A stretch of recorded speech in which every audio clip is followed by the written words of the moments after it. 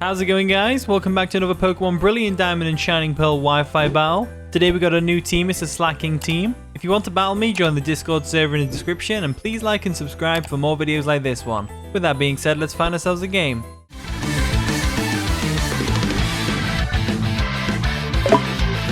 Okay, we found our opponent Terry. They've got a pretty cool looking team. They got a Shuckle, a Drifblim.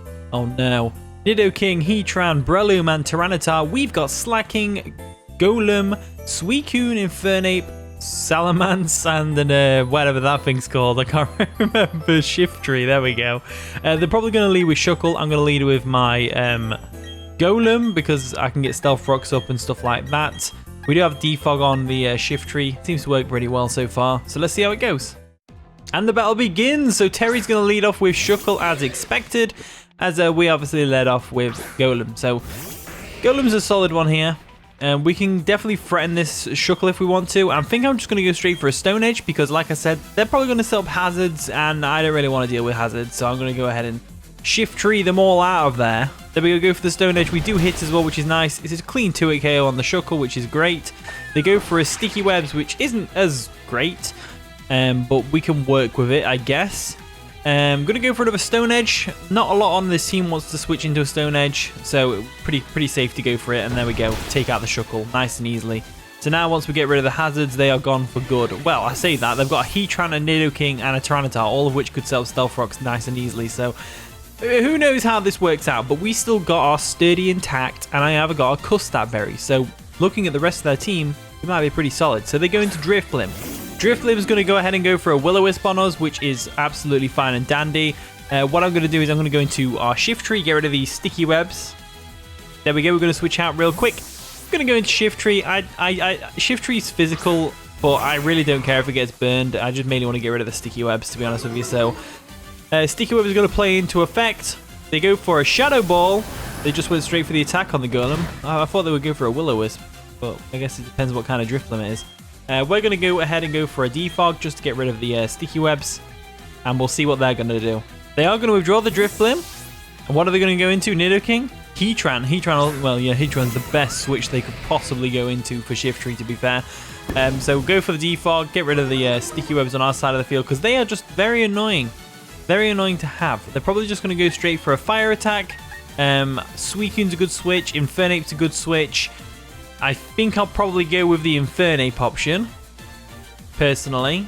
Or we could go Salamence as well, because we are special on that one. Just go straight for the EQ and damage something for really good damage. So let's go into our Salamence. Salamence is a solid one here, so switch our Shiftry real quick, unburned, which is great, because then we can use it later for the Tyranitar potentially. And the Sucker Punch will come in handy, so bring in Salamence real quick. Salamence has got its OG Gen 3 colours, which is great. They go for a Heat Wave, which is going to do a solid amount of damage, which tells me they are choice spec. Oh no, it's a crit, never mind. It was a crit. It was a crit. It was a crit. It's fine. We can deal with crits. Thinking about just going for an Earthquake here. Yeah, let's go for an Earthquake here. Screw it. They are going to withdraw the Heatran. What are they going to go into? Drifblim. Drifblim comes in. So Drifblim's obviously immune to Earthquake, so we don't need to worry about doing any damage to it. I am special though, so I'm thinking we just go straight for a Draco Meteor on this Drifblim. Screw it. Let's go for it. Let's do it. Let's do it. We'll go for the Draco Meteor. It should do a lot of damage to the Drifblim. We are fully special attack invested. Here's Life Orb, and it nearly gets the KO on the Drifblim, which is just ridiculous. That was a critical hit. That is coming clutch right there. Really has coming clutch, so getting that on the Drifblim's great. They are going to activate their Unburden, as we know so well. And they're probably going to go for a Strength Stat, right? They go for a Calm Mind. Interesting. So they are a Calm Mind variant.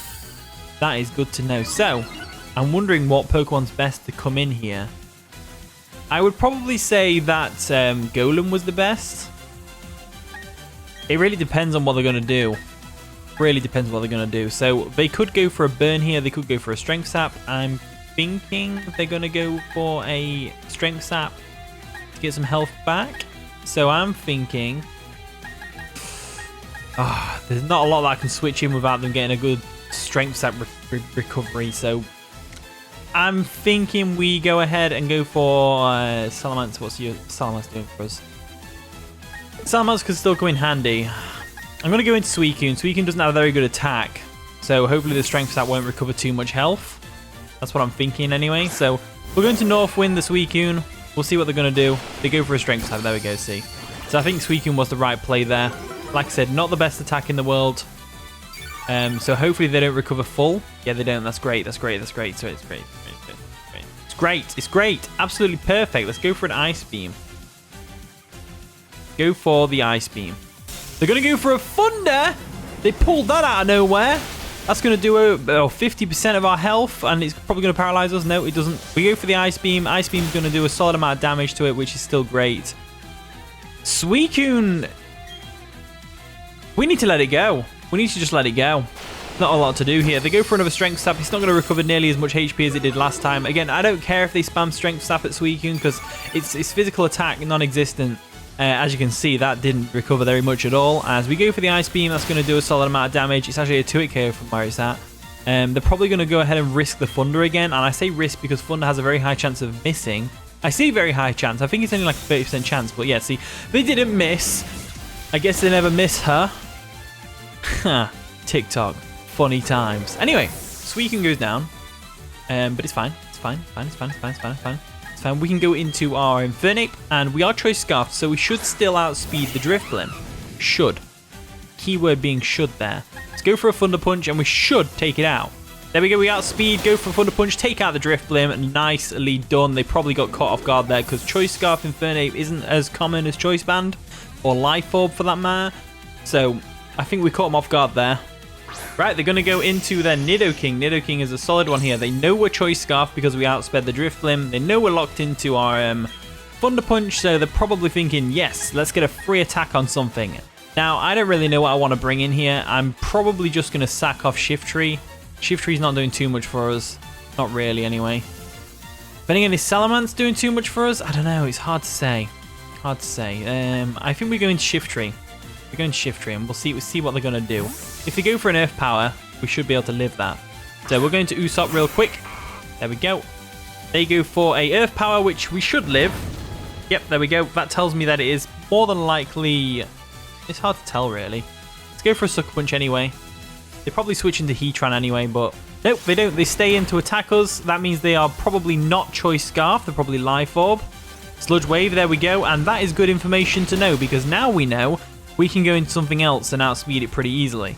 So Nidoking's not the fastest Pokemon out of the bunch, that's for sure. And what we can do now is we can go in Salamence, we can go for an EQ. We could go into our Lazy Boy though, that's what I'm thinking. And we can just go for a Body Slam. So let's go ahead and do that. We're going to Lazy Boy over here. We outspeed, we can go for an Earthquake. Yeah, let's go for a Body Slam because they're probably not going to go into Heatran. There's the Body Slam. Boom. Slaking gets a KO. That's what we like to see. So we're whittling away at their team, slowly but surely.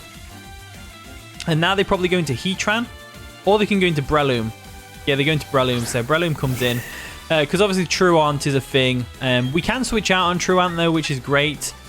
I'm just wondering what I want to be put to sleep here. I can see Slaking coming in real clutch, you know? So I'm thinking we go into Salamence. Get the Intimidate off. I think that's the only usable thing we can do while sacking something to go to sleep. So go into Salamence, get the Intimidate off. There we go. Nicely done. As they go ahead and go for a Spore. So it's not too bad with Salamence because I'm pretty sure we can live a Mach Punch or a whatever they want to go for. I'm pretty sure we can live it. So I'm thinking we just go straight for a Fire Blast. I know we're not going to wake up this turn, but the next turn, obviously. So they are going to withdraw the Breloom. And they're going to go T-Tar. Yeah, Tyranitar comes in. So Tyranitar comes in. That is fine and dandy for me. Absolutely fine and dandy. Fine and bloody dandy. So what we can do now is we can go ahead and go for an EQ. Let's go for the EQ. We don't wake up, which is unfortunate, which means we're probably going to die to a Stone Edge now. A Crunch even. Crunch is also going to take us out. So Salamence goes down, but this is fine. It's fine. Why is it fine? Because we just go into no, it's like going to Slaking. No, it's like pissing in the wind if you go into Slaking. We're going Slaking. We take out the Tyranitar. They just go into Breloom and put something else to sleep, right? So like, this is a tough one. I say we're going to Infernape. And we're going to Infernape because nothing wants to switch into a close combat. Okay? Not even the Breloom. So we go for close combat. And if they switch into Breloom for whatever reason, we 2-hit KO that anyway. There we go. We go for a close combat. That's going to take out the Tyranitar. No problems there. They can now just go into Breloom. They can put our Infernape to sleep. Or they can probably just take it out in one shot, to be fair, with an attack. If they go for a Mach Punch, then that'll definitely take us out. That's for sure. But I'm pretty sure we'll be able to get away with one. And we can go for a close combat, weaken it, and then we can just go into Slaking and clean up with the EQ. So that'll be great. See if we can clean up with Slaking on the first game. That'd be really cool. So we'll go for a close combat. There we go. They are going to live, unfortunately. Which is fine. Absolutely fine. They go for a Spore. Which isn't as fine. Not too happy about that. We are -2 in defenses. I'm surprised they didn't just go for a KO there. Unless the Focus Punch. But I doubt it. Sandstorm nearly took him out there as well. Pretty cool. Pretty cool for us anyway. Pretty cool for us. So let's go ahead and go for another close combat. Again, I don't really care about Infernape living any longer than it needs to. As they go for the Focus Punch. We're not going to wake up the first turn. There we go. We're not going to wake up the first turn. There was no way. They go for the Focus Punch. That's going to take us clean out. No questions there. Definitely taking out the Infernape. I'm just wondering what we can do here. Poison Heal is going to take them up a bit. I think they're definitely in range for Earthquake to KO. And the reason I say Earthquake is because we're choice banded and I want to lock myself into Earthquake if possible. So we're going to our Slaking. We'll go for an EQ. We outspeed the Breloom, no problems there. They're not going to switch into Heatran, there's no way. Right? Yep, we go for the Earthquake. That's going to take out the Breloom, no problems. Boom. And now we've just got to hope that we can live a hit from the old Heatran over there. I'm pretty sure we can because Slaking has got a lot of natural bulk. So they go into the Heatran. We should be able to live a hit from this thing because, like I said, Slaking is very bulky. We definitely outspeed the Heatran unless they're scarfed. Going to get the Truant, of course. They go for the Heat Wave. We should be able to live that. It's a 2-hit KO, which tells me they are probably choice specs. As we can go for the Earthquake the next turn, and we should just take them straight out unless they're Focus Sash, which they're not. So that, ladies and gentlemen, is the game. We got a nice little Slaking accent. That was the intention, and that's what happened. Slaking did really well. You know, you can work around the Truant, especially the fact that you can switch out on the Truanted turns. It makes it so much better to use. So thank you so much for watching today's video. If you did enjoy, of course, leave a like, subscribe, all that wonderful stuff. And with that being said, I'll see you all in a bit.